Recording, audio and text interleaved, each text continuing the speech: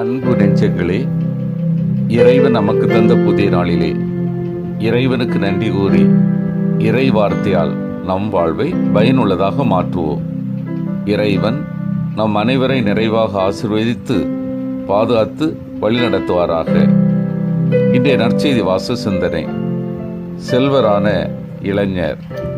மத்தேயு நற்செய்தி நூல் பிரிவு 19 இறை சொற்றொடர்கள் 16 முதல் 22 முடிய. இதன் விளக்கம் அறிவோம். இயேசுவிடம் வந்தவர் செல்வரான இளைஞர் என மத்தேயு மட்டுமே கூறுகிறார். அவர் தொழுகை கூட தலைவராகவோ யூத தலைமைச் சங்க உறுப்பினராகவே இருந்திருக்கலாம். அப்படியானால் அவர் இளைஞராக இருந்திருக்க இயலாது. எப்படியாயினும் அவர் நீதி சட்ட ஒழுக்க நெறியை பின்பற்றுவதில் ஆர்வமிக்கவராய் இருந்தார் என்பது உறுதி. இவர் ஆண்டவரை அணுகி நிலைவாழ்வை பெறுவதற்கு தாம் என்ன நன்மை செய்ய வேண்டும் என வினவுகிறார். நன்மையை குறித்து என்னிடம் கேட்பது ஏன் என்று கேட்டு நல்லவர் ஒருவர் மட்டுமே என்று இயேசு சொன்னதாகவும் சற்று மாற்றத்துடன் வருவதை காண்கிறோம். இயேசுவின் தாழ்மைக்கு நேர் எதிராக அந்த இளைஞரிடத்தில் மிகுந்த தன்னிறைவு மனப்பான்மை காணப்பட்டது. இந்த தன்னிறைவு மனப்பான்மை தவறானது என்பது மத்தேயுவில் கோடிட்டு காட்டப்படுகிறது. எவ்வாறெனில் மத்தேயுவில் மட்டுமே பிறர் அன்பு கட்டளை இடம்பெறுகிறது.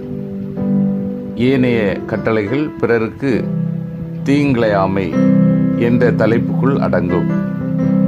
அடுத்தவிடத்தில் அன்பு கூறுதல் என்பதற்கு தீமை செய்யாதிருத்தல் என்று மட்டுமே யூதர்கள் பொருள் கண்டனர்.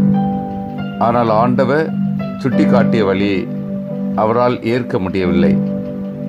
இவ்வுலகத்து சொத்து சுகம் இவைகளை பிறர் பொருட்டு விட்டு கொடுத்தால் கடவுளால் பாராட்டு பெறுவோம் என்பது அவருக்கு கடினமாகப்பட்டது. எனவே ஆண்டவர் வழியை ஏற்க இயலாதவராய் சோகத்துடன் அவர் போய்விட்டார்.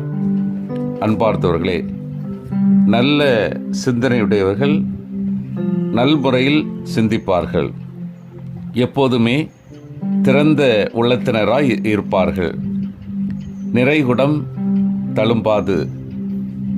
குறைவுள்ளவர்கள்தான் தங்களிடத்தில் குறை இல்லை என்று தங்களை பற்றி பெருமைப்படுத்துவார்கள். ஒருவர் நல்ல வாழ்வு வாழ்ந்திருக்கிறார் என்பதை எதை வைத்து நாம் சொல்கிறோம்? அவர் செய்த செயல்களின் அடிப்படையில் இதை செய்தார். நான் நல்லவன் என்று ஒருவர் நினைத்து செய்வதற்கும் இயல்பாகவே செய்வதற்கும் வேறுபாடு இருக்கிறது. அந்த வேறுபாடு தெரியாத மனிதராக இந்த பணக்கார இளைஞன் சித்தரிக்கப்படுகிறான்.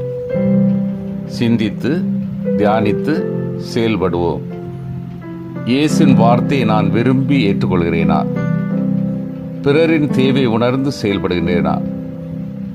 எனது தவறான சிந்தனை அகற்றி வாழ முன் வருகின்றேனா? மன்றாடுவோமாக.